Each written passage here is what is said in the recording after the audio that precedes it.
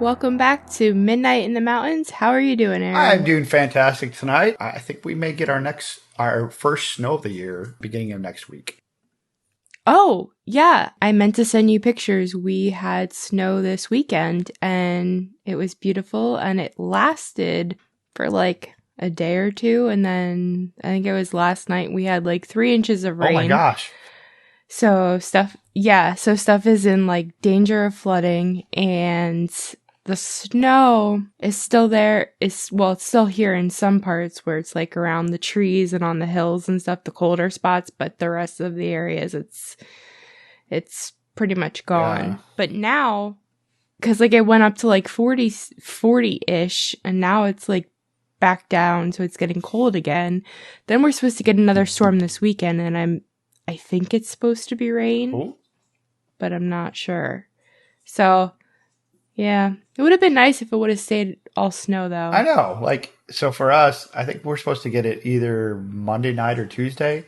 But Tuesday, the high here in Tennessee is going to be a blistering 8 degrees for the high. Holy crap. Yeah. Now, to be fair, Tuesday's Wow. quite a few days away. Things could change, but it is going to be cold. That's really cold. And I think they said the low was going to be like Wow. -1 or -2 or something like that. Oh my gosh. I remember like being a kid and it would drop down to, -6 or 8 or something like that, but not so much anymore. Past Christmas, but a year ago, it got that cold for 3 or 4 days. But then it was fine. Like the next day after that, it was like 60 or something. Like Tennessee's weather is very, if you don't like it, just wait a day. That's really weird. But yeah. Anyways, so yeah, since we last talked, it's been Christmas, it's been New Year's. Happy New Year's to all our listeners. Yeah, I hope everybody had a good Christmas. Not to sit and complain, I've literally been sick again. Round 2. I've had ear infections. Yeah, more like 3 or 4. I've had ear infections for over a straight month, and definitely had COVID last week, and I'm still getting better from that. It's tough. I'm never this sick.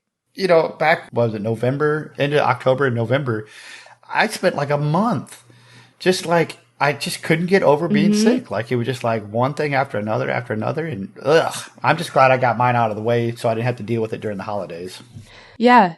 That's exactly how I feel. It's just constantly. But either way, Yep.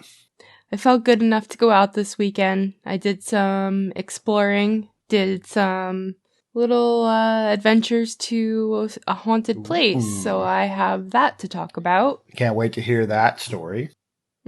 Yeah, it's a good one. So today's episode is going to be kind of some stories that something I found interesting, something that Laura found interesting, and hopefully you guys find them just as interesting as we do. So my first story is going to be called Saved by the Bell.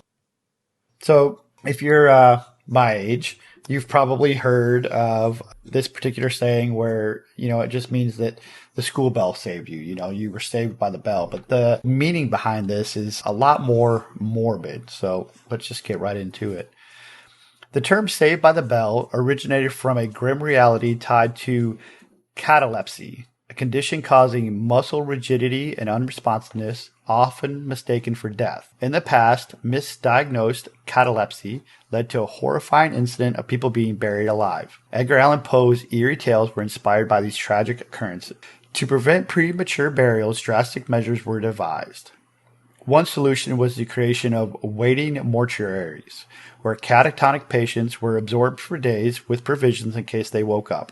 Another macabre method involved testing the deadness of patients by mutilating them or blowing smoke up their rectum, all futile due to the catalepsy's ability to mask pain. Safety coffins emerged in the 18th and 19th century Europe, equipped with bells, poison, glass panes, or keys to escape for those buried alive. The bell-equipped safety coffins became a prevalent solution, leading to the phrase, saved by the bell. However, the effectiveness of these measures in preventing premature burials remain uncertain. The chilling thought of being trapped alive underground persists as a haunting legacy of these dark chapters in history. So I can't say that I could imagine being buried alive. And just the thought knowing there that you were buried alive. It's a very odd thing for a modern person to wrap their heads around this. You know, in the 18th and 19th century, there was no such thing as modern medicine back then. You know, it was a lot of guesses and, you know, they didn't have a good way to tell if somebody was dead or alive. I probably should have looked and see when the stethoscope was invented. That's a good point, yeah. Because you would think that, you know, if they had a stethoscope or you could just put your ear to their chest, like even if they had catalepsy, wouldn't they hear a heartbeat? I feel like that would be really hard. Like, I think you know, to just put your ear there, you might not be able to hear it. But I just typed in real quick in Google, and it says 1816, there are two versions of the birth of the stethoscope. The first is what is taught today. In the first and more likely version, most sources cite the first use of a tool to be used to hear heartbeats and chest sounds in 1816 by Dr. Theophile Hyacinth and Lanek. Must be German. I don't know what that is, but I cannot read that name, and I am sorry. If you're interested in it, just Google it because, it says it takes the origins back to France in 1860s. So it doesn't seem like, I'm not really sure, but we didn't research it, so. Well, but that would kind of make sense, though. You know, the 18th century would have been the 1700s. The 19th century would have been the 1800s. And so if the modern stethoscope wasn't really invented to the latter part of the 1800s, I could see that being a thing. Yeah. Yeah. So now we know. So the next one I got, and this one's not really like it's more of a unique story. So I came across this, and it's called The Number Stations. During the Cold War, mysterious radio broadcasts known as number stations emerged, featuring cryptic recitals of numbers or words by unidentified voices, often preceded by odd melodies or tones. These broadcasts, like Nancy Adams Susan or the Lincolnshire Poacher, captivated listeners and sparked theories about their origins and purpose. Amateur investigators, intrigued by these transmissions, speculated that the eerie broadcasts were covert messages used in espionage. Figures like Rupert Allison, a specialist in espionage, supported this theory, suggesting these stations served as a way for intelligence agencies to communicate with agents in denied areas without conventional means. Despite theories pointing to the espionage, the true intention behind some of these stations remain elusive. One station, The Buzzer, has persisted since the Cold War, broadcasting a series of Russian names and numbers. Initially thought to be Soviet-controlled, its activity increased after the Soviet Union's collapse, deepening the mystery surrounding its origin and purpose, leaving its true story enshrouded in eerie ambiguity. These enigmatic number stations continue to intrigue and baffle listeners to this day. So as another aside to it, this is not like a regular radio station per se. Like you can't use your car to tune into one of these. These are ones that you have to pick up with a ham radio. And there's certain, and if you guys have a ham radio, you can look up the frequencies and supposedly you can hear it. I've never tried it. I don't have a ham radio. But yeah, they supposedly still play today. And they're just, like I said, like either Russian or American, or I think there's even a French one where they just say like weird names and numbers and it repeats 24 hours a day, 7 days a week, and some have been going since the 60s. So you're talking, what, roughly 60 years it's been doing that? Is it, so for some of them, is it the same stuff that's just like on a loop, or is it new numbers and names all the time? That I'm not sure of. To me, it sounded like it was on a loop, but that it would change occasionally. Right. You know, like maybe it would be on a loop for a week or something, or, you know, even a month. And then they would, you know, swap it up to something different was my feeling from it. I guess I probably should have listened to some of them, but because I've heard of this before, the number stations where. Me too. But, yeah, I thought that was kind of like a kind of a cool story that not a whole lot of people I think know about, because ham radios are not very prevalent as they were, you know, back in the 50s and 60s. Right. I remember listening to Art Bell, and he'd always talk about he had a ham radio license, and then other hams would call in and talk to him, which I thought was pretty neat. I think, like, you still need a license to be able to do it. Yes, because if memory serves me correctly, like ham radios have the ability to receive and transmit. It's the transmit portion that you have to have the license for.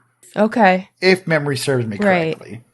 I mean, that would make sense. Because, like, you or I could just own a radio and we can receive and listen to stuff, so. And there are such things as pirate radios. There was a case, let's just say within the last 10 years or somebody, there was somebody in New York City running a pirate radio station on something you could pick up in your car. And I believe it was the FCC finally triangulated it down to some guy in his apartment, had all kinds of broadcast gear. And he'd been broadcasting for years and years and years before they finally caught him. And he got in big trouble. I mean, it's a big federal thing to use those frequencies without a license. Wow. Mm-hmm.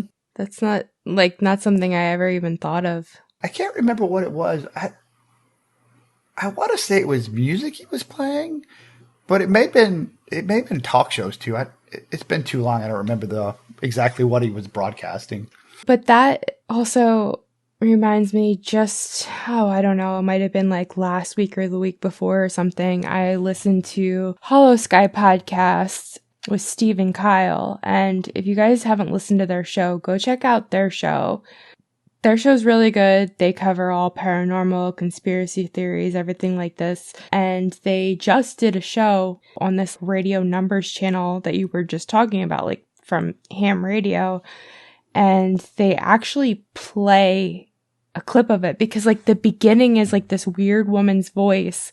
And there was kind of a debate whether it was an AI voice or if it was a real person's voice. And I think people came to the conclusion that it was a real woman's voice. And then it just goes off and it says these like really weird things, like some parts out of the Bible, and then it goes into a series of numbers and stuff. And it was, I don't remember how long of a clip they took. I skipped it because it kind of freaked me out to listen to it. Cause I'm like, what am I actually listening to? So I just kind of skipped that part, and then I listened to the rest of their episodes. So if you go back to their shows, it's pretty interesting. Here's something else interesting to think about. You know, in the entire world of 7 billion people, there's probably only like 10 people who know exactly what that means. Oh my gosh, right? Maybe 20.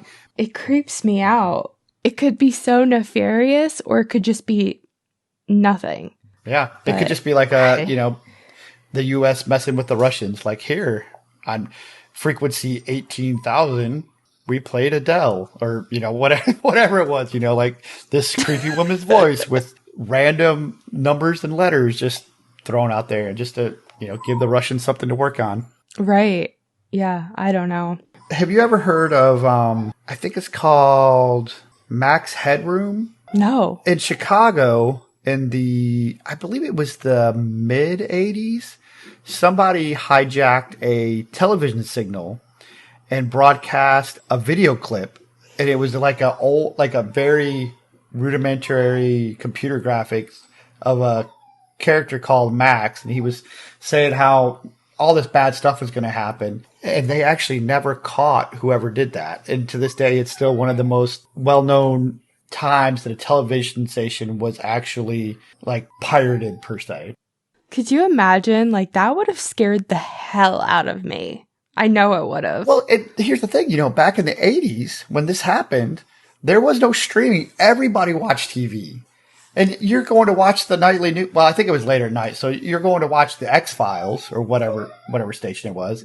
And then this graphic pops up with this cartoon character saying all this stuff. I think it only lasted a few minutes. I don't remember how many. And yeah, I could imagine like the paranoia and the people being scared, because imagine your grandmother seeing it. What's going on? Oh my gosh, yeah. And I'd be like this little tiny kid, and I'd be horrified and like probably keep me up at night. Oh, they're coming to kill all of us. I don't even know. I know. Yeah, it's called the Max Headroom Signal Hijacking. And it happened on November 27th of 1987. So it wasn't actually a generated computer character. The incident involved a masked person who took over the transmission twice for about 2 minutes, spouting trivia and jokes. The masked person was wearing a Max Headroom mask and costume, and the event is called the Max Headroom signal jacking. That's even worse. Yep. Oh, hell no. If you think about it later on, they have a video of it, and you should probably YouTube it and watch it. It's so weird looking. No, I'm okay. That would creep me out real bad. Mm-hmm. I'll pass. All right, so those are mine. Your turn, Laura. Let's see what you got. Okay, so I am going to go into one of my books for my stories. Now, this one is called Ghost Stories of the Lehigh Valley, and this is one of the books. This book is by Charles J. Adams III and David J. Seibold, and if that sounds familiar, which it might, we have done stories from these books before. Like, they have stuff from mostly Pennsylvania. They do have some books over in New Jersey, things like that. So these are really great because these books are about 30 years old. Some were written, I think, in the late 80s and then early 90s and throughout the 90s. What I like about this is that when you go search stories online, no matter what it is, and especially ghost stories, stuff gets taken away and added throughout the years, so it gets all convoluted. But when you have a 30-year-old book, I mean, I usually tend to trust these stories more than the internet because these were written at the time they happened or not that far long ago. So driving to the one haunted location that I went to this weekend, on the way there is this hill in Palmerton, and it's pretty high. And if you know anything about Palmerton, Pennsylvania, there was a zinc company that came years ago, and the zinc basically poisoned the whole area, killed off all the trees, all the living stuff. And throughout the years, it has regrown, and the top of this hill is basically nothing but stone. There are a few trees. So you can see this house on top of this hill very clear from the road. So I get this book and I'm going through it, and there's sections where there's pictures in the book, and I come across and I see the house on the hill, and I'm like, oh my gosh, this is that house in Palmerton, and I have no idea what it is. So the book says, high on a hill near Palmerton, this highly visible house, probably the best known haunted house in Lehigh Valley. Yet despite its eeriness, there are no known ghostly tales associated with it. Looks, as they say, can be deceiving. If you go through this book, it's kind of written in a weird format because there will be actual stories and chapters, but then at the end of chapters, they'll just kind of add little random ghost stories. The place I went to this weekend was Hawk Mountain, and in the book, the chapter that has Hawk Mountain has a little story at the end of the chapter from the Palmerton house, which I thought was really weird because, like, to get to Hawk Mountain, I would pass the house in Palmerton. So it's just kind of weird. I don't know. It's just like a little synchronicity that I picked up. But anyways, this is what the story says. Does the ghost of a Civil War soldier ride atop his horse near Palmerton? An old story claims that a young woman whose husband had left her to fight dreamed continuously of her wayward lover. One night she dreamed she was swept away by a ghostly form atop a white horse. It was her husband. In the darkness, the soldier cried out, "Brightly shines the moon, swiftly ride the dead." The phantom steed carried the couple to a cemetery where it deposited them at a freshly dug grave. She awoke the next morning and soon was given the bad news her soldier husband had died in battle. So this is where I went to the internet, and I'm going to put these links in the show notes because the one link is kind of like an old newsletter, and it gives all the history on the house, and it was abandoned for some time, and then people have restored it. And it also has the soldier's picture, and his name was actually Elijah Marshall, and the hill is known as Marshall's Hill. And he was in the Civil War. He was born in Seneca Falls near Rochester, New York, and he graduated a second lieutenant from the United States Military Academy at West Point. So he ends up in Pennsylvania, and they had this house built, him and his wife, but from what I read, it was his second wife that he lived there with, because his first wife died shortly after she gave birth to two of their children who had passed away. So I found a local news station that did a story on this, and if you scroll all the way to the bottom of this article, it said that Marshall had one more tragic act to play, this time from the grave.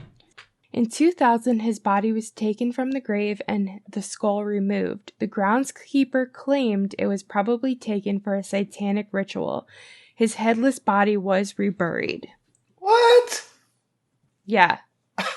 I don't even know what to think on that one. I'm like, is that true? Was there really some kind of ritual that was done? That sounds like somebody did that for a purpose, for sure. Like, why would you just take the skull of a guy that's been dead for, 100 years? 120 years? Wonder if it had something to do with that he was like a soldier, or I don't know what. I find it hard to believe that a bunch of teenagers in the middle of Pennsylvania decided to dig up a Civil War soldier, steal his head. I mean, yeah. I laugh about it. It's a serious thing, but it just, like, the imagery going through my head is just like, it's very weird. So that's what I have for that one. Then I'm going to let you go into your other one, and then I'll wrap everything up. And yeah. So my next one, before anybody listens to it, this one is pretty dark. Doesn't show a very good light on some of the prison systems in America, but this one's called the Tucker Telephone. The Tucker Telephone has a disturbing history entwined with psychological manipulation and torture. Initially associated with Dr. Ewan Cameron's experiments aimed at erasing memories and identities at Montreal's Allen Memorial Institute, this device administered electric shocks through electrodes attached to patients' temples, inducing extreme discomfort and pain. Patients endured fear and agony, confusion during these experiments, highlighting the Tucker telephone's role in breaking down individuals' sense of self. These procedures, part of psychic driving, inflicted profound emotional and psychological trauma on the subjects. Beyond the clinical setting, the Tucker telephone became synonymous with brutality within the penal system. At the Tucker State Prison Farm in Arkansas during the 1960s, it was used as a sadistic method of punishment. Designed by Dr. A.E. Rollins and prison superintendent Jim Bruton, this device was an electric shock instrument affixed to prisoners' private parts. Victims were strapped down and electricity coursed through wires connected to their skin, leading to excruciating shock that often caused permanent organ damage and mental distress. The horror didn't end there.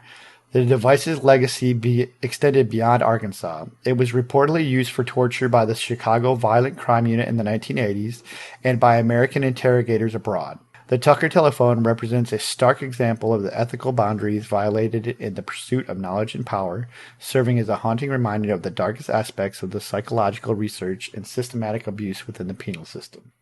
If you saw a picture, which I'll send you the picture of it, this thing looks like it doesn't look scary at all. It looks like an old-timey telephone is what it looks like when I saw it. It is the most tame-looking device you've ever saw. It looks like... I'll tell you a better one. It almost looks like an old school alarm clock. Like it had the two bells with the buzzer on it. But yeah, I read across this one in a scary story, not like horror story, but like a scary story section about the Tucker telephone. And I went through and looked at it, and I don't think there's much more to add to it. I mean, it sounds absolutely horrendous, and I can't imagine how prisoners, even people in jail, were subjugated to this particular type of torture in America. How long ago did you say that was? back in the 60s, and then it went all the way up to reportedly in the 80s, the 1980s. Jesus, I'm thinking like, well, a long time ago, but I mean, like, holy shit. Yeah.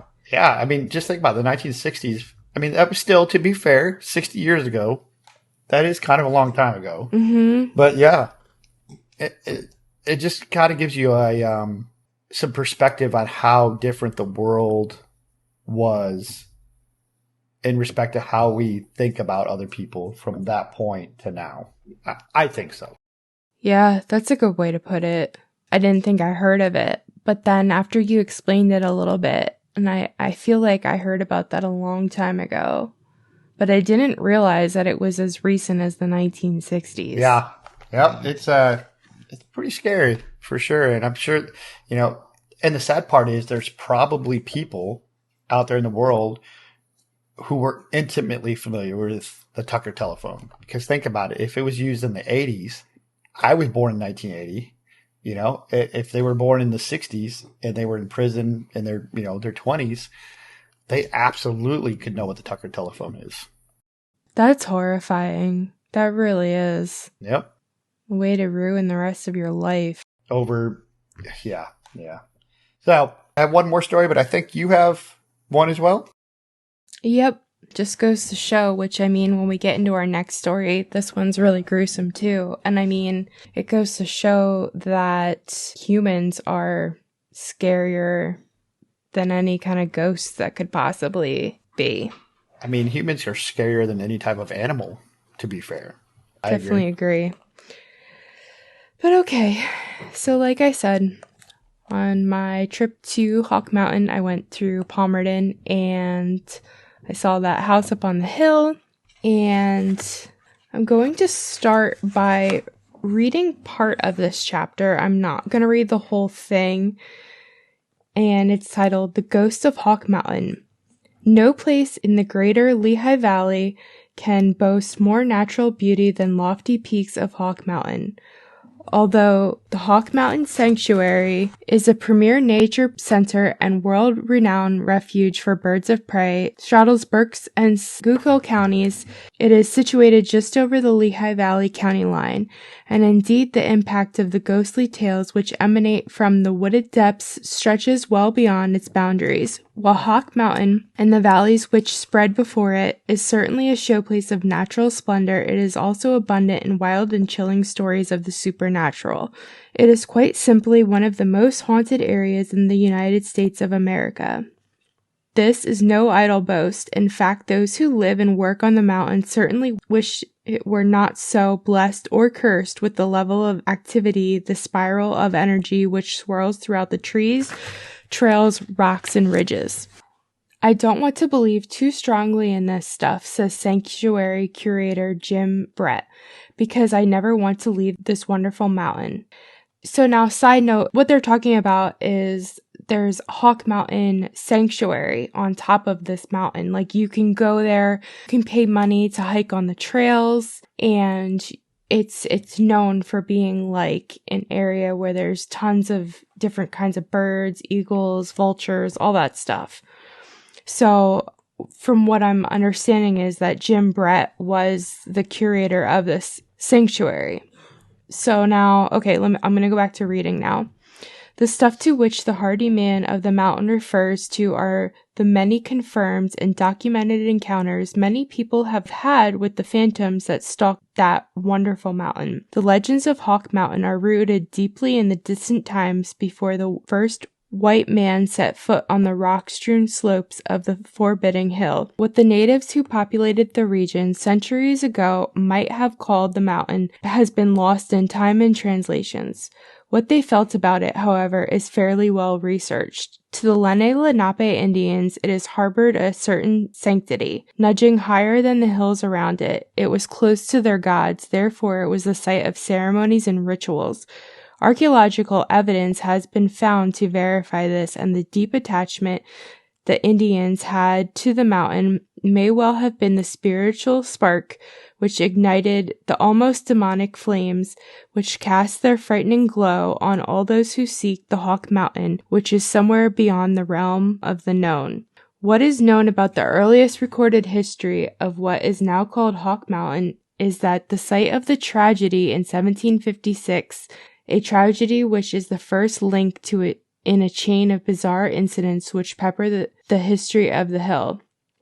Okay, so now I'm going to stop real quick. I'm going to add in my 2 cents, which is this book was written 30 years ago. I'm always very careful to say Native Americans. I don't want to say Indians because I don't want to insult anybody. So just know that when I'm saying Indians, I'm not trying to insult anybody. This is just how this book is written, and that's just how I'm reading it. Some of this stuff is really gruesome. Just prepare yourself for that. As white settlers ventured into the foothills of the Blue Mountains in the 18th century, the natives tried to tolerate the incursion. Treaties were made, treaties were broken, and that tolerance was weakened as the Indians were forced deeper into the forest away from fertile soil of the valleys. Determined to conquer what was then the American frontier, the settlers built a chain of forts along the base of the mountains through Berks, Lehigh, and Northampton counties, and sought to protect the homesteaders. The Indians' frustrations built to a fever's pitch, and attack followed attack in farmhouses across the lowlands. The historical references of Indian raids and the area are simple but sobering as recorded. A brief sampling of this. So now, I believe this is something that would have been in a newspaper or something because they changed the font in the book so that you know that it's something different. And this one is February 1756, George Zyloff and wife, 2 boys and girl murdered. June 1757, Adam Trump found with a knife and a spear fixed to a pole 4 feet long in his body. July 1757, Martin Yeager and his wife murdered. Abraham Schleckler's wife and a child of Adam Claus were scalped at the same time. 1757, a man shot in bed while sick. One of the most gruesome attacks to take place on or near Hawk Mountain was in 1756. In February of that year, all but one member of the Gerhardt family was slaughtered by Indians. The only survivor, 11-year-old Jacob, watched from behind nearby bushes as his father was called out the family's small cabin and was hacked to death. The home was set ablaze, and Jacob watched in horror as his mother and 5 brothers and sisters were incinerated. A mature Jacob Gerhardt returned to the mountain in 1793 after a permanent peace with the Indians had been established. He built a more substantial cottage near the top of the 1,500-foot mountain, and property remained in his and his heirs' names for 6 decades. The next property owners of record were George and Priscilla Bollock, who resided there for 52 years, eventually selling the land to Margaret and Matthias Schambacher. It is the Schambacher area in which history and mystery begin to mingle on Hawk Mountain. Matthias Schambacher, or Schambach, as it is spelled in some references, transformed the old Gerhardt stone home into a kind of wayside tavern, making and selling Applejack and Blue Mountain tea to travelers who used the road over the mountain as a crude, steep shortcut to the lower coal regions to the Lehigh Valley. Most of the travelers included peddlers and delivery men who would be anxious to stop at Schambacher's tavern for refreshment. Abstemiously, they would pull up, secure their horses and carriages, amble into Matthias' place, have a drink or two, and be on their way. The trouble is, some of them never made it to where they were heading. One by one, men disappeared from that lonely road up over the mountain. The last place they could possibly have been seen would have been Schambacher's tavern. 2, then 4, then 8, then a dozen. These wagon drivers simply vanished without a trace. That is until something very strange happened. It's recorded that Matthias Schambacher was seen wearing and selling surplus and used Civil War uniforms just weeks after a Civil War uniform peddler was reported missing somewhere between Kempton and Origsburg. Suspicions began to mount that Schambacher may have waylaid the man and stolen his cargo, but there was only scant evidence. Local residents attempted to question the gruff Schambacher, but they were repelled as they approached his property. Weird reports circulated the Lehigh Valley below. Some folks told of globs of blood on the dirt road between Schambacher's house and barn. Some told of mournful moaning sounds coming from the basement of the house. Some told of unexplainable wagon parts hidden near the small barnyards at Schambacher's. But there was no firm evidence which would link the man what had become suspected murders. Schambacher had never been a popular man. Local children were warned to steer clear of him. His secrets were many. The gravest secrets of all were eventually revealed to a startled but somewhat expectant citizenry of Matthias Schambacher's lay dying. Nearly everyone for miles around had become convinced that Schambacher had a hand in the disappearances and assumed deaths of the men. Thus it was a grim task for local minister who was beckoned to Schambacher's side in early March 1879. Word had gotten to the pastor that Margaret Schambacher had requested his presence because her husband's condition had worsened, and he had told her he had something to confess. Even the most thorough and compassionate psychological and theological training that minister could have received could not have prepared him for what he was to hear from the lips of the dying man. The tales told and retold on this mountain say the conversation went something like this. Matthias, why do you call me here? Because in whatever time I have left on this earth, I must confess my sins. And what sins may they be, Matthias? I have taken the lives of men. Men, you say? How many? I know not. I cannot remember. I lost count at 14, for only 14 skulls would fit in my well. A shocked pastor gulped and regained his composure and continued, And Matthias, how did you kill these men? With my axe. And how, where did you dispose of the remains?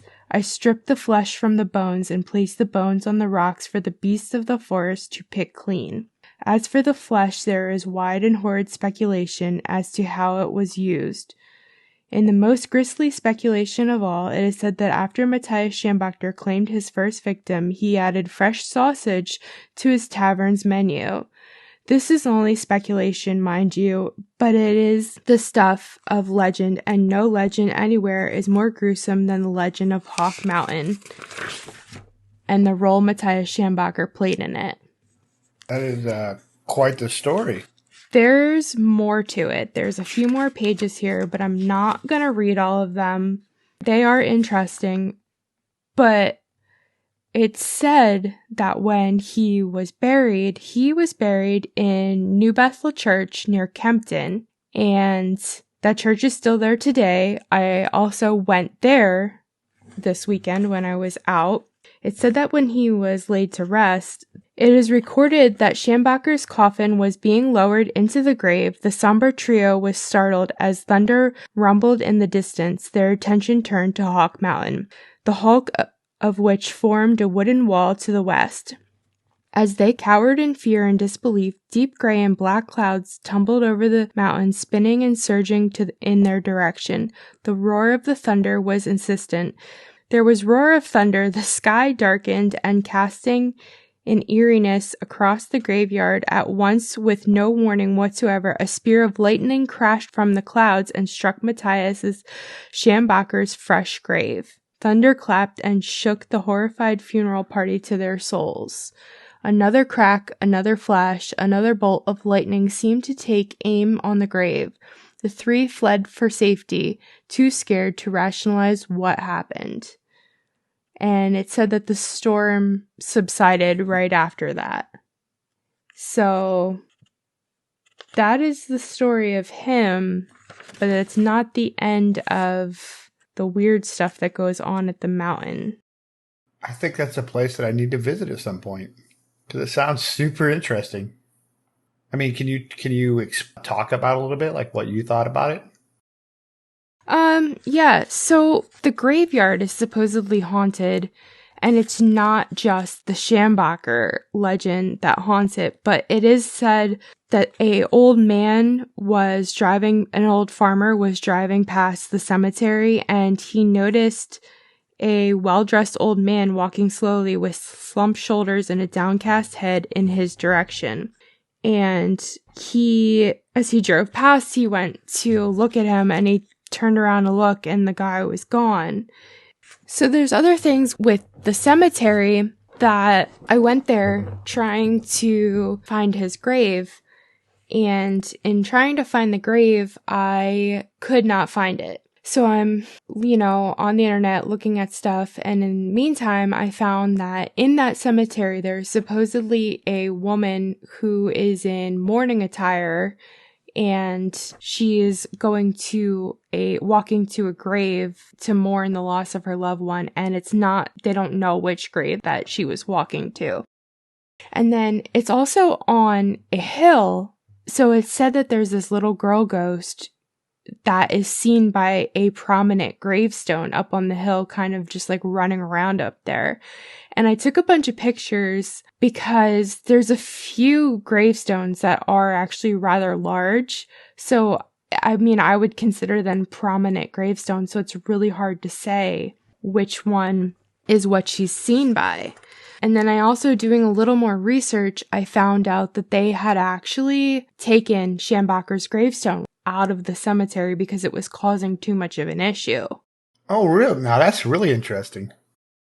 Yeah, like people were like pissed about it, and they wanted to not have people come and destroy stuff in the graveyard, so they took it out. And actually, it was weird because there was a picture online of where this gravestone was, and I had walked into the cemetery, and I'm standing there, and I'm like, I feel like I'm right on top of the grave, but like I'm not seeing it. And I'm trying to compare my photo to what I'm seeing in real life.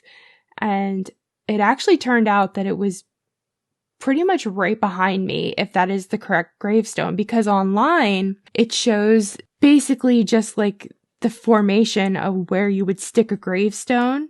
And that's it. Like it's just completely taken out of the ground. And there's just the formation is left there.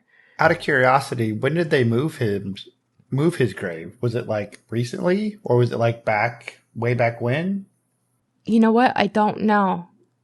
Oh, I actually don't know when it was moved, but what they did was, and I think this was somewhat recent because it's on the internet, the picture of there being no headstone there, and it's just flat.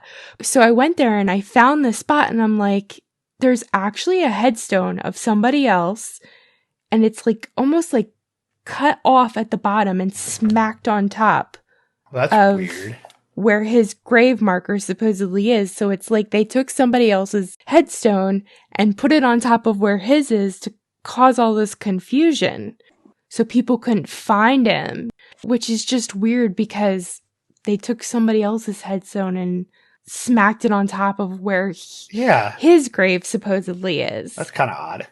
And I'm only assuming this because I can't say for sure that I know that the internet's right and the picture is correct. Because if you look it up, it says section 1, row 1 of the cemetery. And it would make sense because there's more modern graves on the one side of the cemetery, and then on the other side it's it's all back into the 1800s it goes to. Right, that makes sense. So there's that, which was pretty neat. And the church is very pretty, and I walked up on the hill and you can see Hawk Mountain from the cemetery, and it is a really pretty spot. But along with Hawk Mountain, there's also some other messed up hauntings that go along there. Now, the tavern, Schambacher's Tavern, is still there today, but it is a private residence. So I will say, if you go there, if you check it out, please do not bother them. It is their home, so just observe it respectfully. But it does say on the mailbox, Schambacher's Tavern. I took pictures so that I can send it to you, and I'll post it on Instagram. And it said that there was this little girl that lived there in the house, and supposedly she was deaf and mute, but she would play a flute for her mom, and she fell down the steps and died. So supposedly she haunts the tavern, and you can hear her playing the flute from in the tavern. And then there's also stuff where, like, people said that they've still heard screaming and moaning outside of the tavern, like the people that were murdered there by Schambacher. Right. And it also says that light switches have been seen flicking up and down. Water turns on and off. Here it says in the book here, a bed vibrating and levitating, strange beams of light extending from the floor to ceiling, the conversations, the sound of the penny whistle. I'm sorry, it wasn't a flute. This is a penny whistle, which I guess is very similar to a flute, you know. Yeah, just smaller. Yeah, and footsteps can be heard. And then it's also said that outside the building, there's like a stone wall, and back there can be seen a silvery glow, and a dim light will appear and reappear in the upper floor window, and then ghostly images form in the side yard near the vicinity of an old persimmon tree, near where it said Schambacher buried one or more of his victims.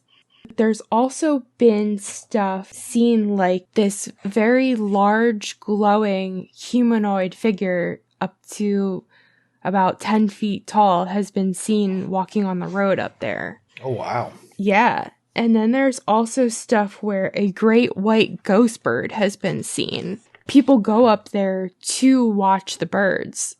So it says that it's even unidentifiable by veteran bird watchers. So there's a whole lot of stuff that goes on there. A very spooky place. Yeah. I've also seen online where it said that you can see like glowing orbs on the mountain. There's glowing orbs in the cemetery. I really want to take a trip back there and go at night and kind of just like drive around and hang out a little bit and see if there's anything. I also thought about getting some like dowsing rods, or maybe even bringing a recorder to see if you could get any EVPs, because when you go up there, before you reach the top of the mountain where you can go to the sanctuary, the Appalachian Trail also runs through it. And there is an AT shelter that's like right there, you know, not that far in from the road, and you can actually see the Schambacher's Tavern from that AT shelter.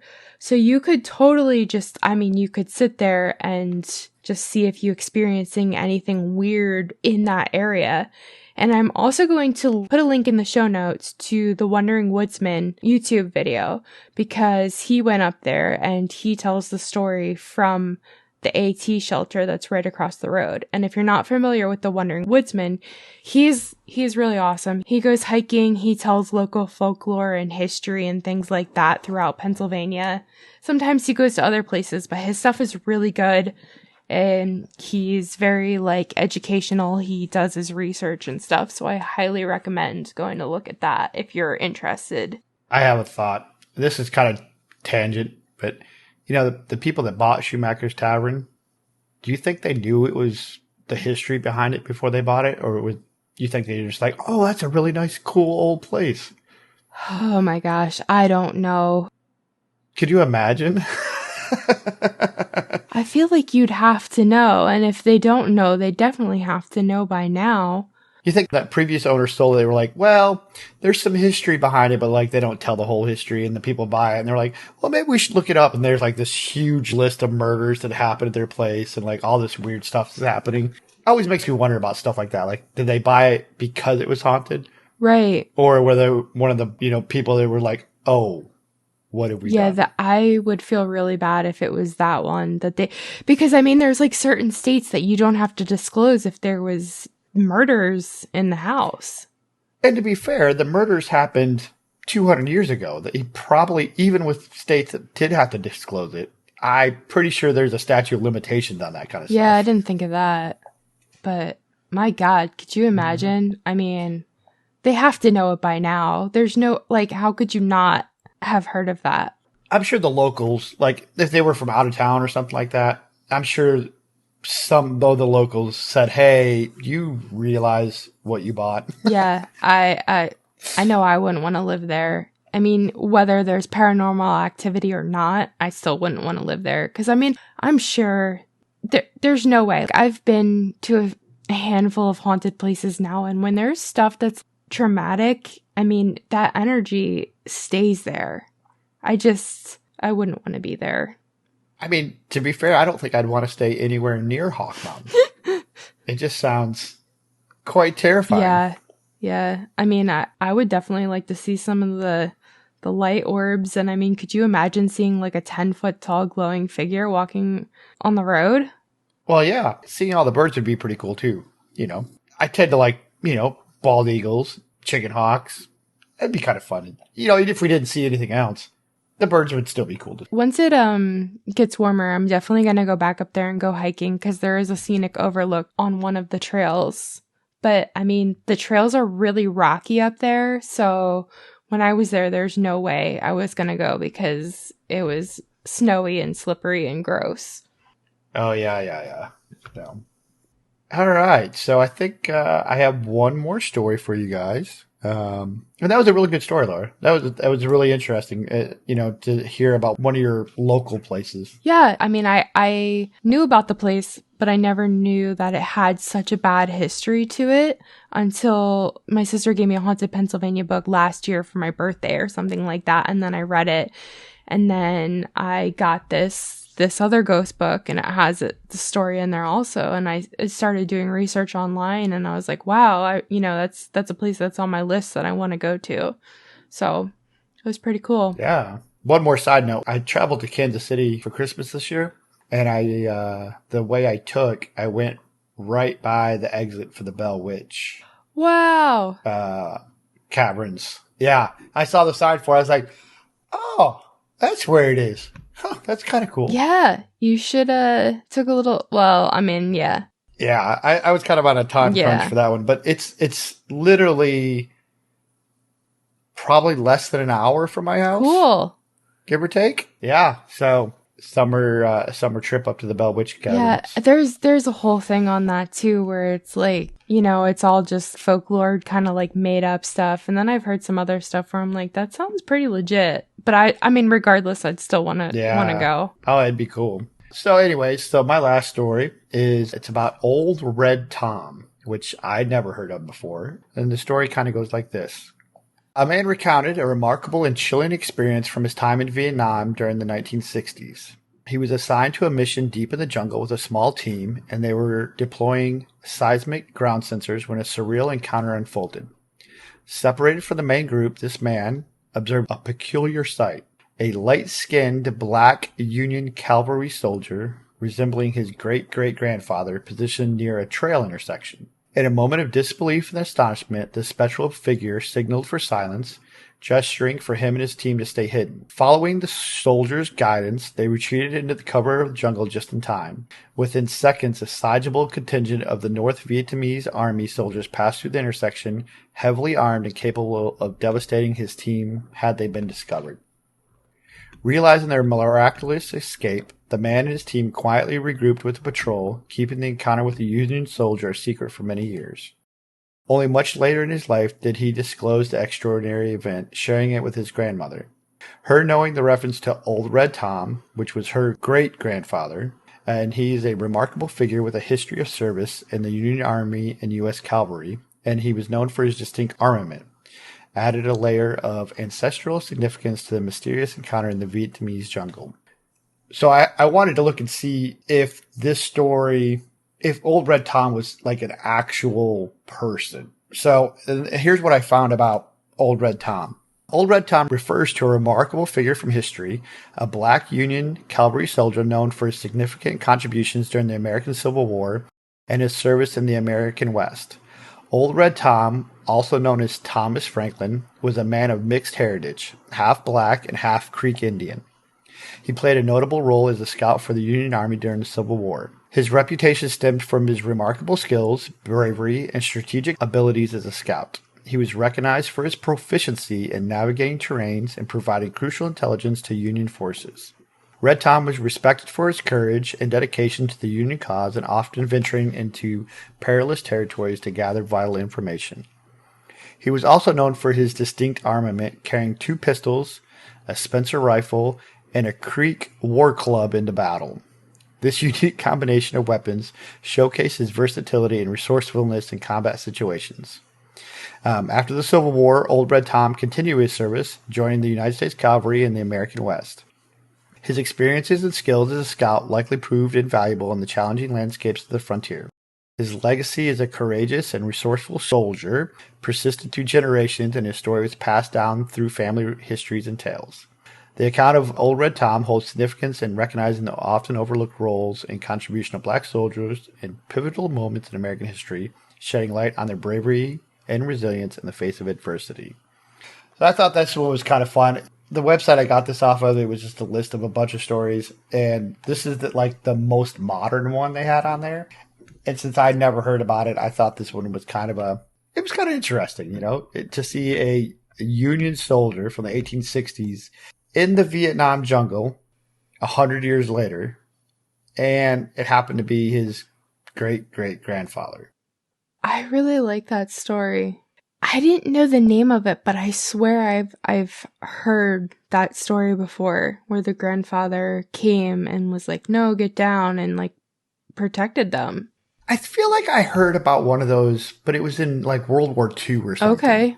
Or maybe even World War I, or it was in Europe. It wasn't in, Asia. But I saw it and I thought, that'd be a fun one to share. Yeah, I like that story a lot. I have a slight side note to add to that. I was thinking of it while you were telling your story. I know someone who went out to Triangle Field in Gettysburg, and that's supposed to be a very bloody spot. And he was walking, and all of a sudden he gets pushed down and thrown to the ground.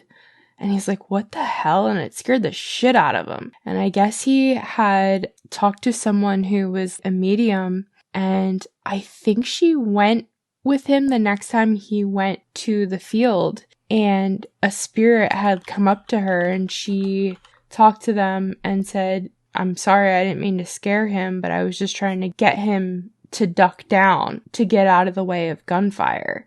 So here's this story that I had heard firsthand by somebody I know that went to Gettysburg and got shoved by a ghost soldier that was trying to protect him to get down from gunfire. Oh, wow. Right? Oh, that's super interesting. Yeah, that just goes off on whole other branches of time is all going on at the same time and all this other stuff. But yeah, that ghost is stuck in a particular portion of time. Even though things have moved on, they still do the same thing over and over and over again. Like a Groundhog's Day, kind of. Yeah. But for ghosts. Good movie, by the way. If you haven't saw Groundhog's Day, it's an older one. Definitely checks out. I've never seen that. What? Yeah. Maybe Laura, I should watch it. You have to go. Just remember that it was filmed back in the 80s. Mm-hmm. It's definitely an 80s movie. But yeah, it's a classic. I'm going to watch it. I'll report back. Next time. Mm-hmm. Movie critic Laura. Yeah. All right, guys. So that wraps it up. Hopefully you found something that we said interesting. And as always, our links are in the show notes.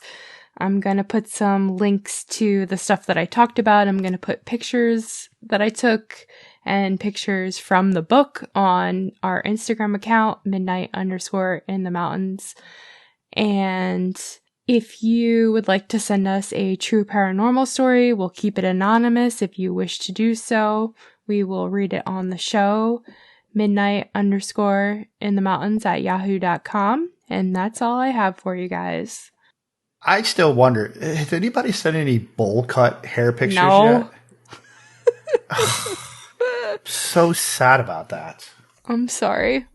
If somebody does, I'll be screaming and I'll be sending it to you ASAP. All right, everybody. Thank you for a good episode, and we'll see you guys shortly. Bye.